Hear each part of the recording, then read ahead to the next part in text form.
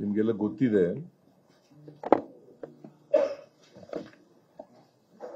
ಕಾಂತರಾಜ್ ವರದಿ ನಾವು ಒಪ್ಕೊಂಡಿಲ್ಲ. ಕಾರಣ ಯಾಕಪ್ಪ ಅಂತಂದ್ರೆ,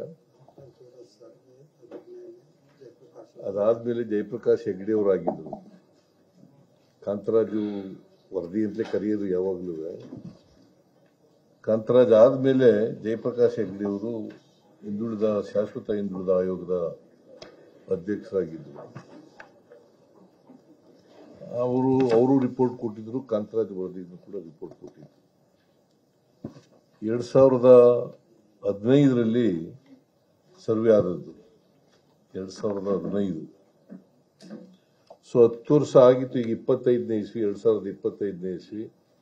25ನೇ ಇಸ್ವಿ ಅಲ್ಲ, 10 ವರ್ಷ ಆಗಿದೆ ಅಂತೇಳಿ ನಾವು ಹೊಸ ಸರ್ವೆ ಮಾಡಬೇಕು ಅಂತೇಳಿ ತೀರ್ಮಾನ ಮಾಡಿ ಅದನ್ನ ಶಾಶ್ವತ ಹಿಂದುಳಿದ ಆಯೋಗಕ್ಕೆ ವಹಿಸಿದ್ದೀವಿ. ನಿಮ್ಗೆಲ್ಲ ಗೊತ್ತಿದೆ, ಸಮಾಜದಲ್ಲಿ ಅನೇಕ ಧರ್ಮಗಳಿದ್ದಾವೆ, ಅನೇಕ ಜಾತಿಗಳಿದ್ದಾವೆ. ನಮ್ಮಲ್ಲಿ ವೈರುಧ್ಯತೆ ಇದೆ, ಸಮಾಜದಲ್ಲಿ ವೈರುಧ್ಯತೆ ಇದೆ, ಮತ್ತೆ ಅಸಮಾನತೆ ಇದೆ.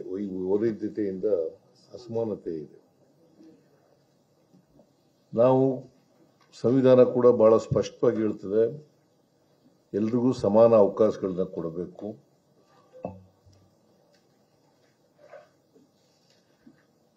ಜೊತೆಗೆ ಸಾಮಾಜಿಕ ನ್ಯಾಯ ಎಲ್ರಿಗೂ ಕೂಡ ಒದಗಿಸ್ಕೊಡ್ತಕ್ಕಂಥ ಕೆಲಸ.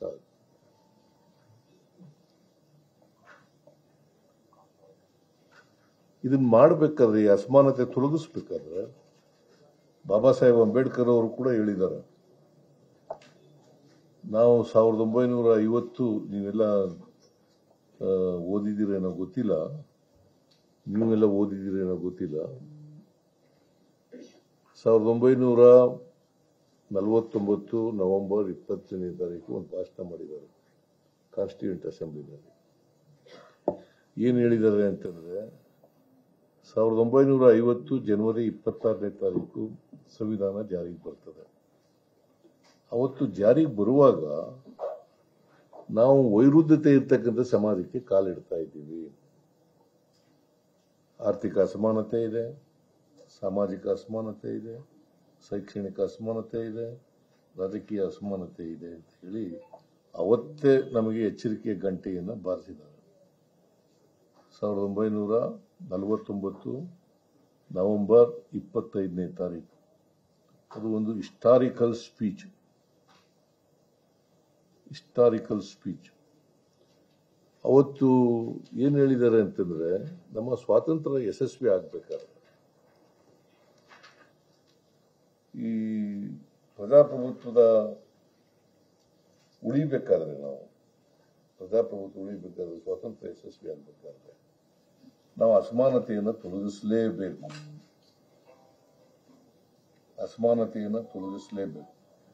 ಅಸಮಾನತೆ ಇದ್ರೆ, ಅಸಮಾನತೆಯನ್ನು ನರಳತಕ್ಕಂಥ ಜನ ಇದ್ದಾರಲ್ಲ, ಆ ಜನರು ಈ ಪ್ರಜಾಪ್ರಭುತ್ವದ ಸೌಧನೇ ಧ್ವಂಸ ಮಾಡಿಬಿಡ್ತಾರೆ. ಹುಷಾರಾಗಿರ್ಬೇಕು ನಾವು. ಸ್ವಾತಂತ್ರ್ಯದ ಸೌಧ ಇದೆಯಲ್ಲ, ಅದನ್ನೇ ಧ್ವಂಸ ಮಾಡ್ತಾರೆ. ಪ್ರಜಾಪ್ರಭುತ್ವದ ಸೌಧನೇ ಧ್ವಂಸ ಮಾಡಿಬಿಡ್ತಾರೆ. ಅದರಿಂದ ನಾವು ಸಮಾಜದಲ್ಲಿ ಬಹಳ ವರ್ಷ ಅಸಮಾನತೆ ಉಳಿಲಿಕ್ಕೆ ಅವಕಾಶ ಕೊಡಕೂಡದು. ಅದಕ್ಕೆ ನಾವು ಸಮಾನತೆಯನ್ನ, ಸಮಾನ ಅವಕಾಶಗಳನ್ನು ಒದಗಿಸ್ಕೊಡ್ತಕ್ಕಂಥ, ಸಾಮಾಜಿಕ ನ್ಯಾಯ ಒದಗಿಸ್ಕೊಡ್ತಕ್ಕಂಥ ಕೆಲಸ ಮಾಡಬೇಕು. ಇದು ಮಾಡ್ಲಿಕ್ಕೋಸ್ಕರ ನಮ್ಮ ಸಮಾಜದಲ್ಲಿ ಇರ್ತಕ್ಕಂಥ ಜನರಿದ್ದಾರಲ್ಲ, ಸುಮಾರು 7 ಕೋಟಿ, ಕರ್ನಾಟಕದಲ್ಲಿ 7 ಕೋಟಿ ಜನ ಇದ್ದಾರೆ.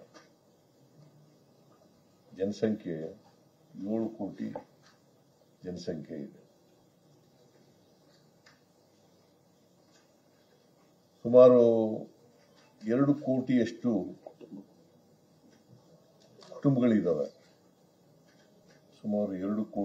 ಕುಟುಂಬಗಳಿದ್ದಾವೆ. ಇವರೆಲ್ಲರಿಗೂ ಕೂಡ ಸಮಾನ ಅವಕಾಶಗಳನ್ನು ಒದಗಿಸ್ಕೊಡ್ಬೇಕು, ಸಮಾನತೆಯನ್ನು ಒದಗಿಸ್ಕೊಡ್ಬೇಕು. ನಮ್ಮ ಸಂವಿಧಾನ ಬಹಳ ಸ್ಪಷ್ಟವಾಗಿ ಹೇಳಿದೆ, ಸ್ವಾತಂತ್ರ್ಯ, ಸಮಾನತೆ, ಭ್ರಾತೃತ್ವ. ಸ್ವಾತಂತ್ರ್ಯ, ಸಮಾನತೆ, ಭ್ರಾತೃತ್ವ, ಇದನ್ನ ಬಹಳ ಸ್ಪಷ್ಟವಾಗಿ ನಮ್ಮ ಸಂವಿಧಾನದಲ್ಲಿ ನಾವು ಅಳವಡಿಸ್ಕೊಂಡಿದ್ದೀವಿ. ಸಂವಿಧಾನ ಹೇಳ್ತೇವೆ. ಅದರಿಂದ ಸಮಾನತೆಯನ್ನ, ಸಮಾನ ಅವಕಾಶಗಳನ್ನ ಒದಗಿಸ್ಕೊಡ್ಬೇಕಾಗಿರತಕ್ಕಂಥದ್ದು ಕರ್ತವ್ಯ. ಇಷ್ಟು ಸ್ವಾತಂತ್ರ್ಯ ಬಂದು ಎಷ್ಟು ವರ್ಷ ಆಯ್ತು? ಇದು 79ನೇ ಸ್ವಾತಂತ್ರ್ಯೋತ್ಸವ ಆಚರಣೆ ಮಾಡಿದ್ದೀವಿ. 78 ವರ್ಷಗಳಾಗ್ಬಿಟ್ಟವೆ. 79ನೇ ಸ್ವಾತಂತ್ರ್ಯೋತ್ಸವನ ಆಚರಣೆ ಮಾಡ್ತಾ ಇದ್ದೀವಿ. ಇಷ್ಟು ವರ್ಷಗಳಾದರೂ ಕೂಡ, 78 ವರ್ಷಗಳಾದರೂ ಕೂಡ ಅಸಮಾನತೆಯನ್ನ ಸಂಪೂರ್ಣವಾಗಿ ತೊಲಗಿಸಲಿಕ್ಕೆ ಸಾಧ್ಯ ಆಗಿಲ್ಲ. ಅದಕ್ಕೋಸ್ಕರ ನಾನು 2014ರಲ್ಲಿ ಕಾಂತರಾಜು ಅವರ ಅಧ್ಯಕ್ಷತೆಯಲ್ಲಿ ಅವತ್ತು ಇದ್ದಂತ ಪರ್ಮನೆಂಟ್ ಬ್ಯಾಕ್ವರ್ಡ್ ಕ್ಲಾಸ್ ಕಮಿಷನ್ ನ ಚೇರ್ಮನ್ ಅವರ ಅಧ್ಯಕ್ಷತೆಯಲ್ಲೇ ನಾವು ಈ ಸಾಮಾಜಿಕ ಶೈಕ್ಷಣಿಕ ಸಮೀಕ್ಷೆ ಆಗಬೇಕು ಅಂತೇಳಿ ಆದೇಶ ಮಾಡಿದ್ದೆ. ಸಾಮಾಜಿಕ ಶೈಕ್ಷಣಿಕ ಸಮೀಕ್ಷೆ ಆಗಬೇಕು ಅಂತೇಳಿ ಮಾಡಿದ್ದೆ. ಯಾಕೆ ಮಾಡಿದ್ದೆ ಅಂತಂದ್ರೆ, ಇದು ಸಮಾನತೆ ಬರಬೇಕಲ್ಲ ಎಲ್ರಿಗೂ. ಅವರ ಶಿಕ್ಷಣ ಪರಿಸ್ಥಿತಿ ಗೊತ್ತಾಗಬೇಕು, ಅವರ ಉದ್ಯೋಗದ ಪರಿಸ್ಥಿತಿ ಗೊತ್ತಾಗಬೇಕು, ಅವರು ಯಾವ ಜಾತಿ ಸೇರಿದ್ದಾರೆ ಅಂತ ಗೊತ್ತಾಗಬೇಕು, ಯಾವ ಧರ್ಮಕ್ಕೆ ಸೇರಿದ್ದಾರೆ ಅಂತ ಗೊತ್ತಾಗಬೇಕು, ಮತ್ತೆ ಅವರು ಏನು ಶಿಕ್ಷಣ ಪಡ್ಕೊಂಡಿದ್ದಾರೆ, ರಾಜಕೀಯದಲ್ಲಿ ಯಾವ ಪರಿಸ್ಥಿತಿಯಲ್ಲಿ ಇದೆ, ಅವರ ಜಮೀನುಗಳಿದೆಯಾ ಇಲ್ವಾ ಅನ್ನೋದು ಗೊತ್ತಾದರೆ ನಾವು ಅವರಿಗೆ ಕಾರ್ಯಕ್ರಮಗಳನ್ನು ಮಾಡಲಿಕ್ಕೆ ಪ್ರಯತ್ನ ಮಾಡ್ತೀವಿ. ಈಗ ಗ್ಯಾರಂಟಿ ಯೋಜನೆಗಳನ್ನು ಮಾಡಿದ್ದೀವಿ. ನಾವು ಹಿಂದೆ ಇದ್ದಾಗ ಭಾಗ್ಯಗಳ ಕಾರ್ಯಕ್ರಮಗಳನ್ನು ಮಾಡಿದ್ದು. ಯಾಕೆ BPL ಕಾರ್ಡ್ ಪಡ್ಕೊಂಡಿರ್ತಕ್ಕಂಥವ್ರಿಗೆಲ್ರಿಗೂ ಕೂಡ ಸಬಲೀಕರಣ, ಆರ್ಥಿಕವಾಗಿ ಸಾಮಾಜಿಕವಾಗಿ ಸಬಲೀಕರಣ ತುಂಬತಕ್ಕಂಥ ಕೆಲಸ.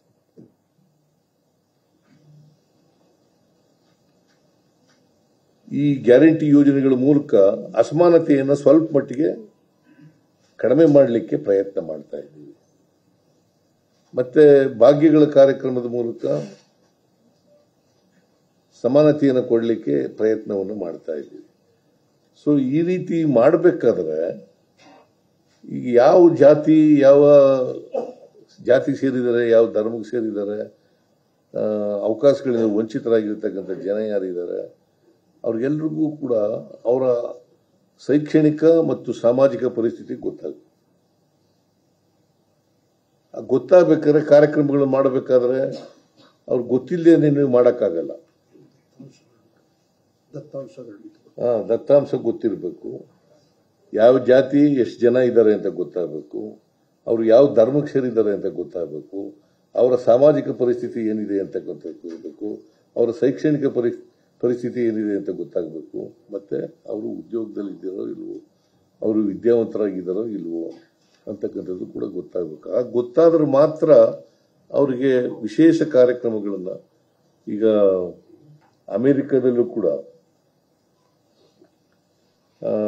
ಎಂಥದ್ದು ಅಫರ್ಮೇಟಿವ್ ಆಕ್ಷನ್ ಅಂತ ಹೇಳಿ ಕರಿಯರ್ಗೆ ಇದೆ. ಅಲ್ಲಿ ಅಮೆರಿಕದಲ್ಲಿ ಇರ್ತಕ್ಕಂಥ ಬ್ಲ್ಯಾಕ್ ಪೀಪಲ್ ಇದಾರಲ್ಲ ಅವ್ರಿಗೆ ಇದೆ. ಸೊ ಈ ಅಫರ್ಮೇಟಿವ್ ಆಕ್ಷನ್ ಯಾಕೆ ಅಲ್ಲಿ, ನಮ್ಮಲ್ಲಿ ರಿಸರ್ವೇಶನ್ ಅಂತ ಇದೆ, ಅಲ್ಲಿ ಅಫರ್ಮೇಟಿವ್ ಆಕ್ಷನ್ ಅಂತ ಇದೆ, ನಮ್ಮಲ್ಲಿ ರಿಸರ್ವೇಶನ್ ಅಂತ ಇದೆ.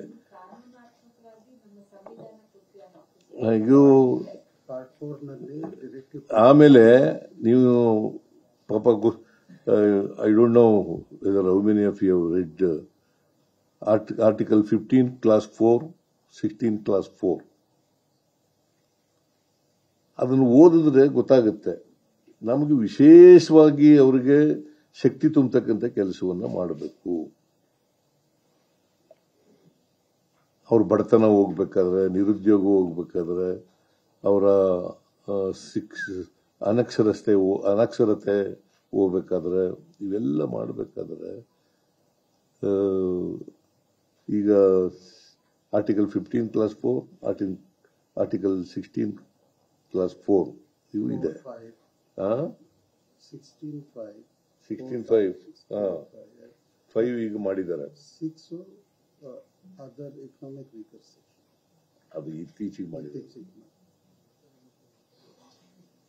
ಸೊ ಅದಕ್ಕೋಸ್ಕರ ನಾನು ಕಾಂತರಾಜ್ ಅವರ ಅಧ್ಯಕ್ಷತೆಯಲ್ಲಿ ಈ ಸಾಮಾಜಿಕ ಶೈಕ್ಷಣಿಕ ಸರ್ವೆ ಮಾಡಬೇಕು ಅಂತೇಳಿ ವಹಿಸಿದ್ದೆ. ಅವರು ಸರ್ವೆ ಮಾಡಿ 2015 ಅದರಿಂದ 10 ವರ್ಷ ಆಗ್ಬಿಟ್ಟದೆ ಅಂತೇಳಿ ಅದನ್ನ ನಾವು ಕನ್ಸಿಡರ್ ಮಾಡೋಕ್ಕಾಗಲಿಲ್ಲ. ಈಗ ಹೊಸದಾಗಿ 7 ಕೋಟಿ ಜನರ ಸಾಮಾಜಿಕ ಶೈಕ್ಷಣಿಕ ಪರಿಸ್ಥಿತಿ ಏನು ಗೊತ್ತಿರಬೇಕು, ಅದನ್ನ ತಿಳ್ಕೊಳ್ಳಿಕ್ಕೋಸ್ಕರವಾಗಿ ಈಗ Madhusudan Naik permanent backward class commission ಅಧ್ಯಕ್ಷರಾಗಿದ್ದಾರೆ. ಇವರೆಲ್ಲ ಮೆಂಬರ್ಗಳಾಗಿದ್ದಾರೆ.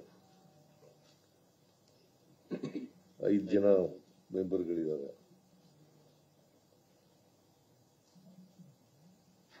ಈ 5 ಜನ ಮೆಂಬರ್ಗಳು ಮತ್ತೆ permanent backward class commission secretary ಇದ್ದಾರೆ, ದಯಾನಂದ್ ಇದ್ದಾರೆ, ಮೆಂಬರ್ ಸೆಕ್ರೆಟರಿ.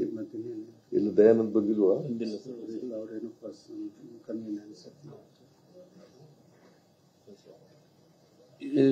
ಇದನ್ನ ಇವ್ರಿಗೆ ಆ ಜವಾಬ್ದಾರಿ ಕೊಟ್ಟಿದ್ದೀವಿ. ಮತ್ತೆ ಆದಷ್ಟು ಜಾಗ್ರತೆ ಸರ್ವೆ ಮಾಡಿ ರಿಪೋರ್ಟ್ ಕೊಡಬೇಕು ಸರ್ಕಾರಕ್ಕೆ ಅಂತ ಹೇಳಿದ್ದೀವಿ. ನ್ಯೂಸ್ ಫಸ್ಟ್ ನಿರ್ಭೀತಿಯಿಂದ ನಿಮ್ಮ ಪರವಾಗಿ.